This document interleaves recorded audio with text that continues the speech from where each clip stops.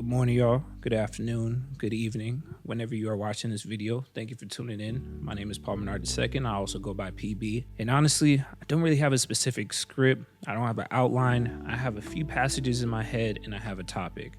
And from there, we're just going to go off the cuff. So the topic is cleansing.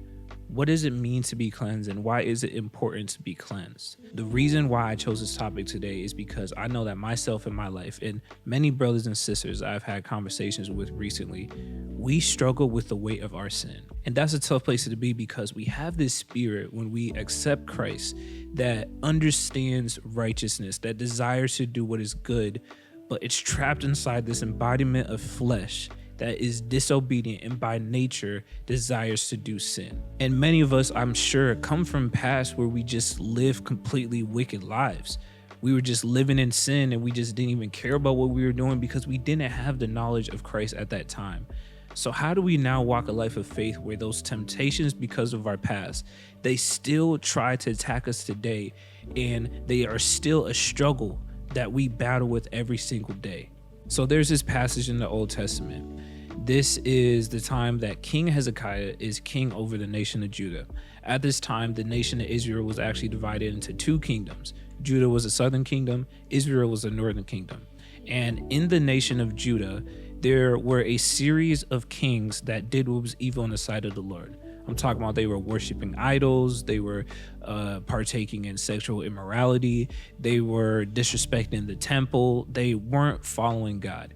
And after a series of these reigns of kings, King Hezekiah becomes king. He opens up the temple and he calls the Levites, which were the chosen tribe by God, to be the priesthood over Judah. And he says to them, y'all, look, the kings before us completely messed up. Our sons, our daughters, they're suffering. You see how much our nation has been suffering. And I feel in my heart that I want to cleanse this temple. I want to cleanse our nation and rededicate this nation, rededicate this temple back to God. So I'm not going to go through and read the full passage because I just wanted to summarize it for you guys. But I do recommend open up the book of 2 Chronicles, chapter 29, and that's where you read about King Hezekiah and what he did to actually cleanse the temple. But the point that I'm trying to make is that it was an extensive process. They had to clean out the temple. They had to go and gather cattle and sheep and lambs and bulls to make offerings. They had to gather people to come to the temple. They had to actually clean out different places that were dedicated to the Lord. In fact, it probably took months, maybe even years for this full process to be done. And I'm sure that even after that, there was a process of renewing people within right standing with the Lord. And I think that sometimes in our life of faith, if we have opened a door to a specific sin in our life, we expect it to just go away. We expect to just be made clean. And especially if you feel the true weight of your sin, because I don't think I have to explain, if you love the Lord, I'm sure you feel the true weight of your sin. It goes without saying that when we sin, it's heavy. It's a hindrance, it's a blockade in the road of our connection with God, our Father. It does not help our spiritual life. It does not help our physical life. It's extremely painful. And sometimes it takes a process of cleansing to intentionally remove sin and even remove the effects of sin from our life so that we may be found in good standing with Christ. Now, I want to make sure that I say something here that we are not condemned by going through this struggle. God understands that we struggle. He understands that we're trapped in this body of flesh. He understands that on this earth there's going to be sin and suffering. And that's why he graciously gives us the guideline of the scriptures to show us how we ought to deny our flesh, take off the provisions of the flesh, and fully take on Christ and his righteousness. He gives us a guide. He's not giving us some type of maze, some type of trick playbook that it's hard to understand. Every single day, he wants us to dedicate our lives to Christ in order to continue to cleanse and cleanse and cleanse. It is a process. It's not going to happen in just one day. Recently in my life, I have just now been feeling the weight of my sins of my past. Stuff that I did in high school, stuff that I did a little bit after college, and years later, some things even a decade later, just now I'm feeling the weight of it and I'm crying before the Lord saying, Lord, please forgive me.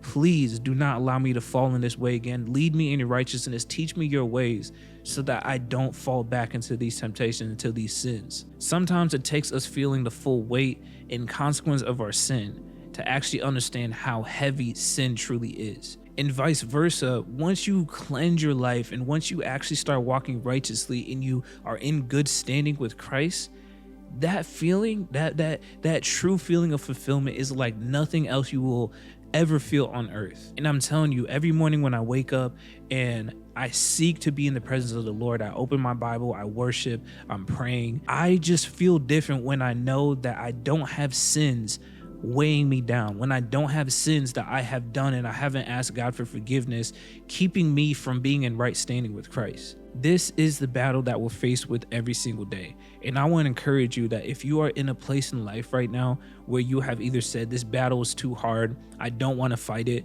or you have fully given in and you justify your wrongdoing, you need to understand the divide that you're putting in your relationship with Christ, the person who loves you the most, the only being who can give you the gift of eternal life, who can give you the hope of salvation, who can give you the hope that you will defeat death, the only being that you should yearn and thirst and work hard for a relationship with.